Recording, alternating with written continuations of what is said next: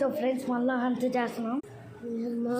జాగ్రత్తగా తీసుకొని పదకు మీకు ఫాస్ట్గా పోస్తుంటుంది.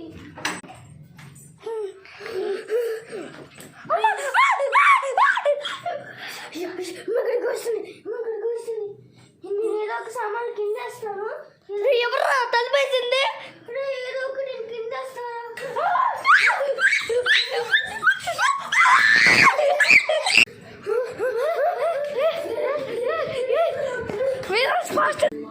స్టార్ట్ చేసా.